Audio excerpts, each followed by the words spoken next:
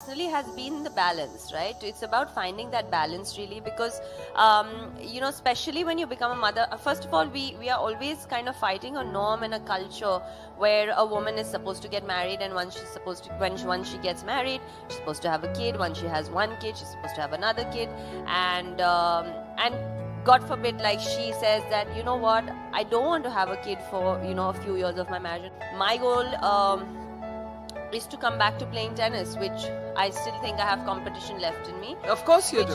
Which is why I'm doing that, and I feel that it's very mental. I think as long as you believe, as a man or a woman, that what you want to achieve or what you want to do with your life, I think we've got enough people, especially as women, telling us what we can and cannot do. I don't think we should be one of those people either. I completely agree, but it's obviously not easy. You're a very spirited, spunky sportswoman. I've known you for years, and I know that you don't give up easily. But to get to this point, even without having to multitask, the home and the child, has not been easy, Sania. And in large part, your parents set you free, wonderful people that they are.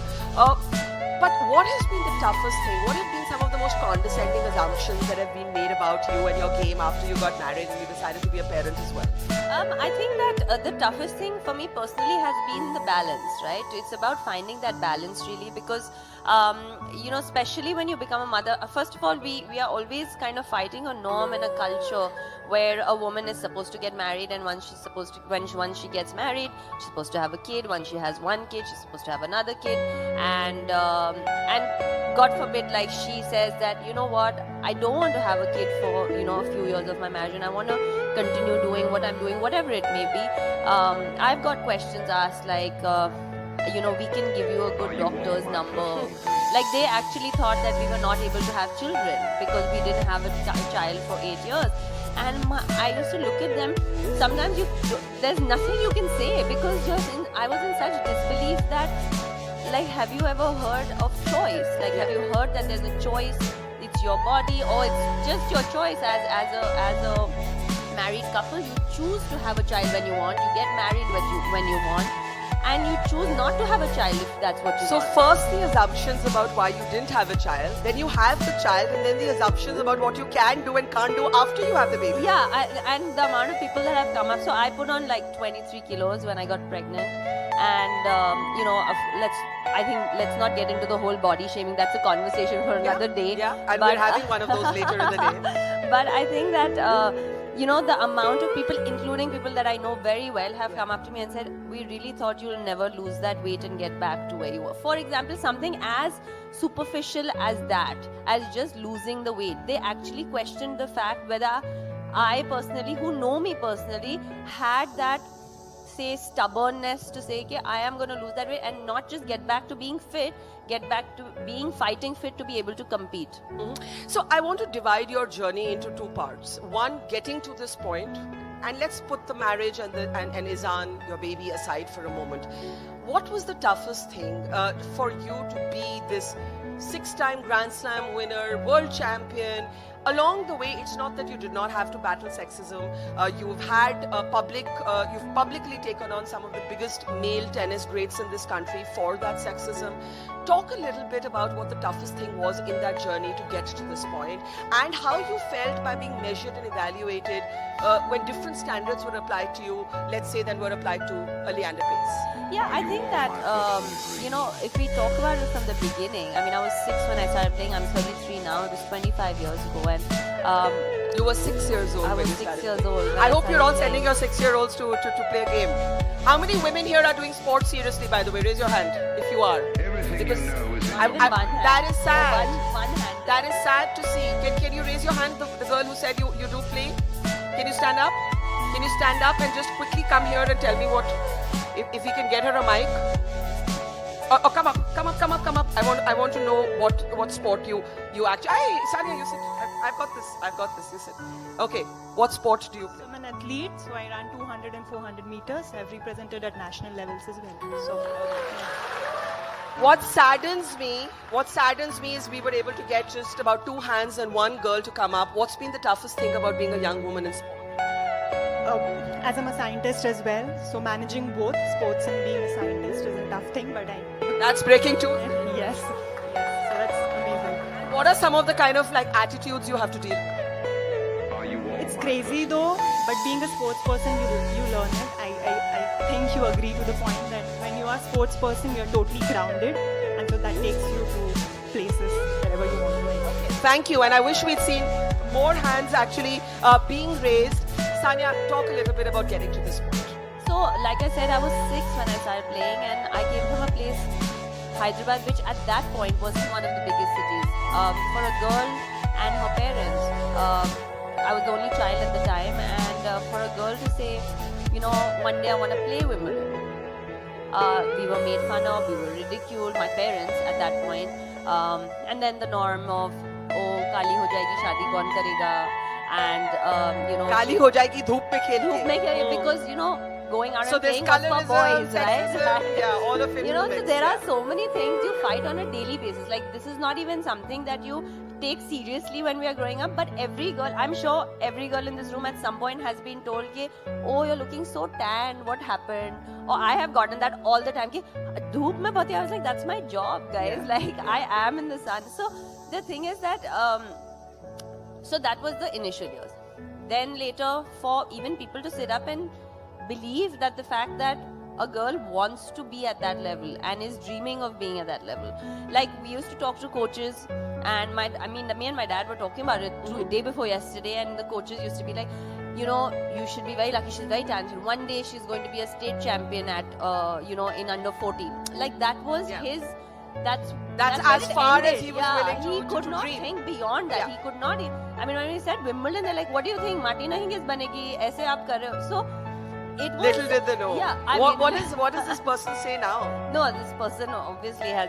There are a lot of people that have eaten their words, right? And thankfully so, and God has been kind. But these are the initial years, and then later on, obviously, I think just to deal with the fact that there was a girl playing a global sport and doing really well at it, and which happened not to be cricket for a change, and was not a man. I think that also took some time for people, the media, everybody to sort of get used to. And someone who had an opinion as well, I think that mattered. I was just going to say that you're not only Sania Mirza, the tennis player, not that there's only in that, that's a huge achievement. You're also Sania Mirza, this outspoken individual. You're Sania Mirza who shuts down journalists when they ask you when you're planning to have a child, saying, would you ask that question to a man? You're Sania Mirza who's shut down people who've questioned your nationalism in your choice of who you got married to. You're Sania Mirza who, despite being so strong, has sometimes been hurt. So there is a complex Sania here. You're not always that strong. No, I think that's not a complex. I think that's a human Sania. Yes. I think that we're all human at some level, and I think that that's the human in me, you know. So when I get angry, or when I get emotional, or when I cry, or when I laugh, that is the human inside me. I think people tend to forget, you know, a lot of the times that when you watch us on TV and you watch us performing, or you watch us playing and winning, they almost forget that real human inside us exists. It hurts us too when we lose a match. It doesn't hurt anybody more than the actual athlete. And then to wake up the next morning and dreadfully open a newspaper and see all kinds of things written about you. So I think that, you know, for me, I'm glad I'm not only a tennis player, because I feel that there are very few chosen ones, and I feel I'm one of them, where I have the ability to make a change, at least by talking, because people are listening. And I'm so privileged to be in this position. I feel it'll be a waste if I'm just going out there and saying, no, I'm not going to say this and I'm not going to say that, because it's politically incorrect, or to be diplomatic about it. You took on the sort of boys' club of the tennis establishment. There was only a boys' club. There still is only a boys' club. So I think give it up for Sania for actually taking that on. But it was, did Leander? I know you do practice with Mahesh now, so I'm presuming there's a kind of that equation is okay. Did Leander sort of forgive you for taking him on? Forgive me means, I mean, that's not a... Forgive in quotes. Forgive in quotes. Actually, because I know that it was a very public disagreement. I remember talking to you at that time. It was in I mean, I 2012, should right? clarify, he's no one to forgive you. Yeah, I know. I That's meant what I mean. the word in open quotes. Yeah. Because there is that tendency of a complete rupture when a woman speaks up. So I think that it wasn't even about, for me, it was more about the fact that why isn't there equal treatment? It was as simple as that. Regardless of what. Can you give this audience a little bit of background to the kind of absence of equal treatment? Because everybody may not know. I mean, I had just won French Open with Mahesh at that point. I was top 10 in the world. I was the highest ranked male or female in the world at the time. And I was basically being told what to do and what not to do because some other people were not happy about it who happened to be male. So Who were these other people? That is the I summary already of it. named I mean, Leander. there are I mean, I don't know why I'm being coy.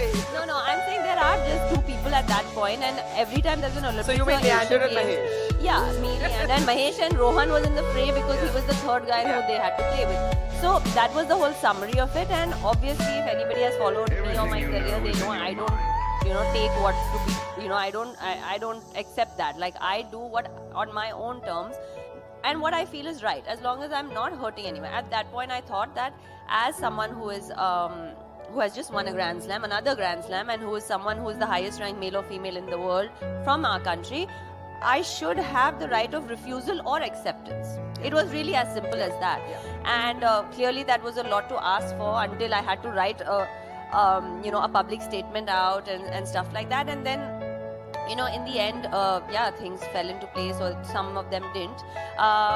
So Leander and me are. Do you talk to each other? Yeah, I mean, I just met him actually at one of these parties, but is we he are cold not, or is he just we are about not- civil? No, let me make it very clear. Me and Leander are people who have played together. Yeah. And that respect is there. He's an amazing athlete. He's an incredible tennis player. His achievements are incredible, and there's so much respect for all of that. Mahesh and me were the closest of friends when this happened. We stopped talking for a little while. But so it happens, you forgive and you forget both ways. You talk. We didn't talk for a good few months. That's I don't Mahesh remember. and you. Me, Mahesh What and happened I. with Leander? How did he react? Nothing. I mean, me and Leander ended up playing together at 2012 because we were made to play together. And we did end up playing. We didn't win a medal, obviously. And that was that. So there was, I think, with both of us, I think, I don't know, I can't speak for him, but for myself, I can say there was no sort of emotional hurt there because he's not someone that I was very close to, right? He's someone that I played with. With Mahesh, it was a little bit different because there was a friendship and a relationship involved. So it did bother me a lot more with him because we were both, I mean, he was like family to me. Hence, we're in 2019 now, and we have gotten back. I don't know if we've gotten back to exactly where we were. I don't know if that was the only reason for that. There might have been multiple reasons. But we are friends again. I can say that. And I don't take any shame in that because I feel that once you have a conversation with someone and you sort differences out, it's okay. Like, I'm not like, I'm not a male beater or a man basher. I think it's just about having an understanding and just about But equal have opportunity. so-called well-meaning people sometimes told you, Sania, kam bola karo. Bahut bolti ho tum. Nobody has the guts to say that to me. And we like women who speak up, right?